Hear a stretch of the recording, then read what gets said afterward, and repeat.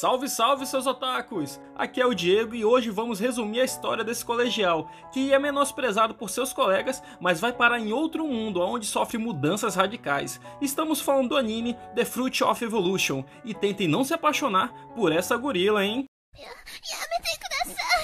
E vamos pro anime! Seiji é um estudante do ensino médio, que se viu em outro mundo, onde ele é abraçado por uma mulher linda, sem roupa e ruiva, que declara seu amor por ele, o pedindo em casamento.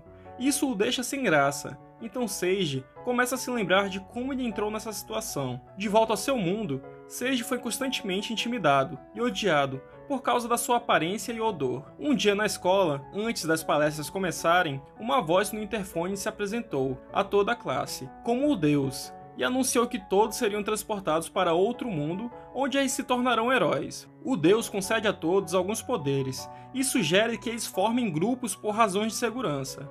Mas Seiji não consegue entrar em nenhum grupo, e acaba sozinho. Deus, vendo isso, lhe concede alguns poderes adicionais, para ajudá-lo, depois sendo transportado para outro mundo. Então Seiji se encontra sozinho em um local desconhecido, cercado por uma vasta floresta. Depois de vagar por dias, ele está desesperado para encontrar algo para comer. De repente, ele é esbarrado por algumas criaturas que não se importam com ele e continuam seu caminho. No entanto, eles deixam para trás uma grande fruta que Seiji consegue identificar como a fruta da evolução, graças aos poderes que Deus lhe concedeu. A fruta em questão tem um gosto horrível, mas ele come assim mesmo para matar sua fome. Então ele ouve uma voz dizendo que o efeito da evolução está para acontecer, mas como nada acontece, Seiji continua procurando mais comida. Em sua busca, ele encontra as mesmas criaturas de antes, guardando mais frutas. Seiji consegue pegá-las, assim comendo todas as frutas que ele roubou dos macacos, e melhorando cada vez mais suas habilidades. De repente, ele é emboscado por um desses macacos, que é muito forte, que derrota Seiji com facilidade, mas assim que está prestes a comê-lo, o macaco inala o odor corporal de Seiji e acaba morrendo. Graças aos poderes extras que Deus lhe concedeu, Seiji é capaz de adquirir todos os recursos e as habilidades que o macaco possuía, isso desencadeando a evolução das frutas que ele comeu, para se manifestar mudando seu corpo, tornando-o muito mais charmoso e aumentando suas habilidades para níveis inacreditáveis. Seiji percebe que ele conquistou apenas o nível de 10 do caminho para completar suas evoluções. 5 meses se passaram, e Seiji estava vagando pela floresta usando o conhecimento que ele ganha ao derrotar monstros para mapear a área. Neste ponto, ele está quase terminando suas evoluções, estando no nível 9 de 10 etapas. Enquanto ele está inspecionando suas estatísticas, vê que é atacado por um bando de macacos, que são liderados por um gorila rosa avermelhado. O gorila quer lutar contra Seiji porque ele é forte. Sem outra opção, ele luta contra o gorila, extremamente poderoso. Durante a luta, o gorila fica tão impressionado com sua força que começa a se apaixonar por Seiji, se apresentando como Saria. O gorila vai com tudo para cima dele. Mesmo todas as evoluções que ele passou, não são suficientes para dominar a Saria. Sem outras opções, Seiji decide tentar usar seu odor corporal, mas ao invés de derrotá-la, isso só a faz se apaixonar ainda mais por ele, decidindo que ela o quer como companheiro. Saria pega Seiji e o leva para seu covil.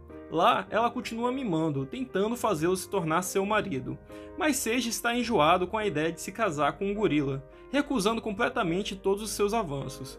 Então Seiji descobre que ela estava ordenando que os outros macacos reunissem os frutos da evolução para ela.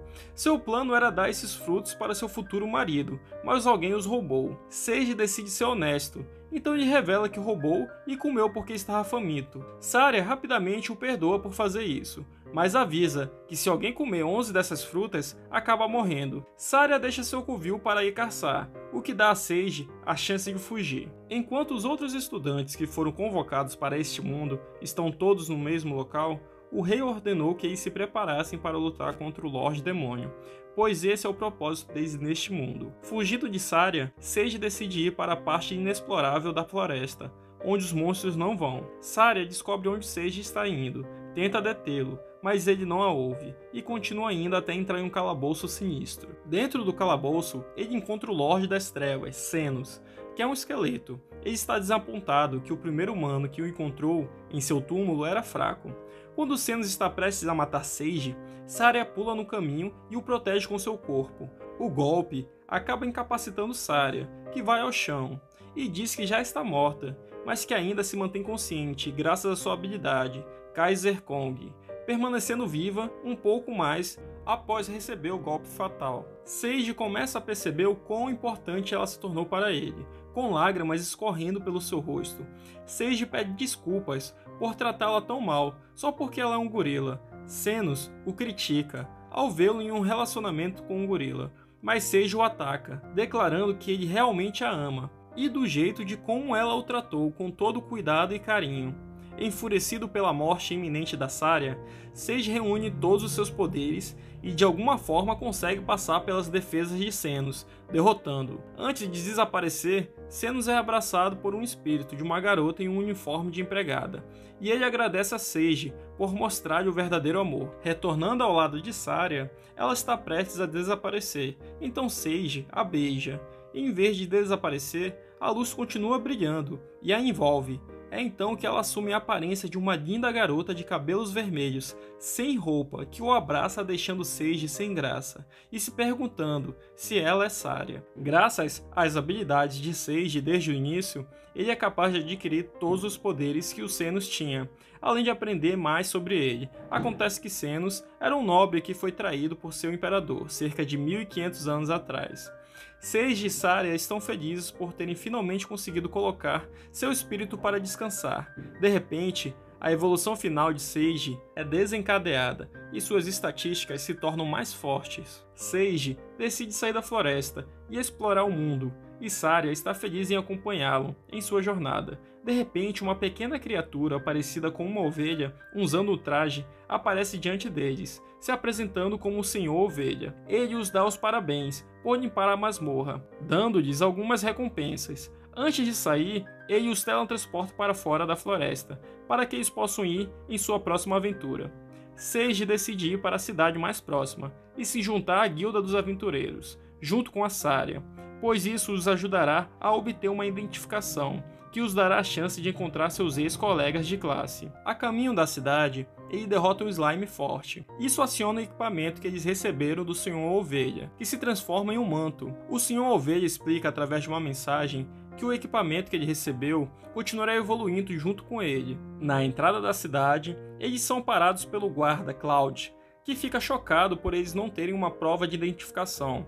Mas depois, verificando se eles são bons ou maus, com a ajuda de uma ferramenta mágica, ele fica feliz em deixá-los passar. No entanto, ele tenta desencorajá-los de ir à Guilda dos Aventureiros, dizendo-lhes que não devem tomar decisões precipitadas. Uma vez que Seiji e Saria encontram a Guilda dos Aventureiros, Seiji percebe o que o Cloud quis dizer. Acontece que a Guilda dos Aventureiros está cheia de pervertidos, com diferentes tipos de depravação. Os dois estão prestes a deixar o local, quando o mestre da Guilda dos Aventureiros aparece diante deles, e está constantemente fazendo poses enquanto ele fala, demonstrando ser bastante obcecado pelos seus próprios músculos. Ele os leva para dentro da guilda, onde a recepcionista loira, chamada Ares, os ajuda a se inscrever na guilda, quando 3 indivíduos estranhamente vestidos entram e levam Seiji para fora, até o seu chefe. Quando retiram o capuz, eles percebem como Seiji é charmoso e decidem fazer coisas sujas com ele, afirmando que isso é parte da iniciação das boas-vindas, mas Seiji foge pelos prédios, despistando o trio. Voltando para a guilda, o mestre da guilda fica surpreso por ter conseguido escapar do notório trio. O mestre da guilda decide fazer um teste para ver se os dois têm o que é preciso para se tornarem aventureiros. Eles serão acompanhados por uma grande aventureira para supervisioná-los, enquanto eles terminam algumas tarefas. A aventureira em questão é uma mulher de cabelos brancos, curto, chamada Altria, que está descontente com esse acordo, mas no final das contas o chefe consegue convencê-la a acompanhá-los. Uma das tarefas é ajudar um orfanato, então Saria se dispõe a fazer isso sozinha, enquanto Altria e Seiji vão para a próxima tarefa, que é demolir um prédio que está em ruínas. Mas assim que Seiji entra no local, tudo desaba sobre ele. Altria entra em pânico e tenta abrir um caminho entre os escombros para chegar até Seiji.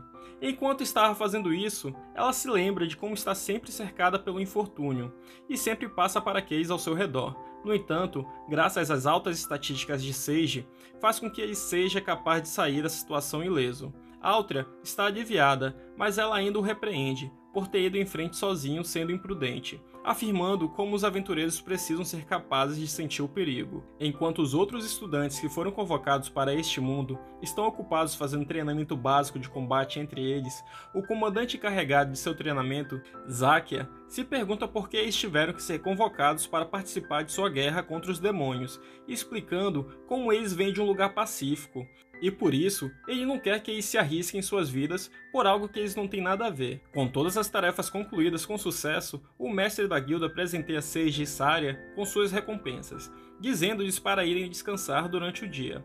Percebendo que eles não têm um lugar para ficar, Altria os convida a ficar na mesma pousada em que ela está hospedada, na qual eles aceitam alegremente. No outro dia, Seiji e Saria têm que coletar medicamentos como sua próxima prova. Enquanto Saria pode facilmente encontrar as ervas, Seiji luta, pois ele só é capaz de encontrar ingredientes raros, e não uma das ervas curativas comuns.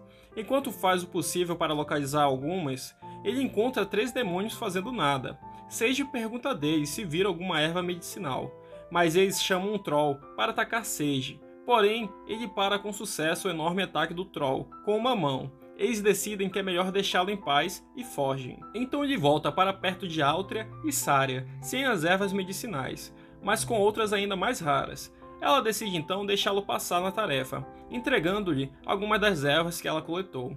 Enquanto os 3 demônios voltam para sua superior, Lea, que é uma das capitãs do exército do Lorde Demônio, eles explicam que eles montaram armadilhas de teletransporte por toda a área onde estavam, o que trará qualquer humano desatento para a masmorra do Deus Dragão Negro.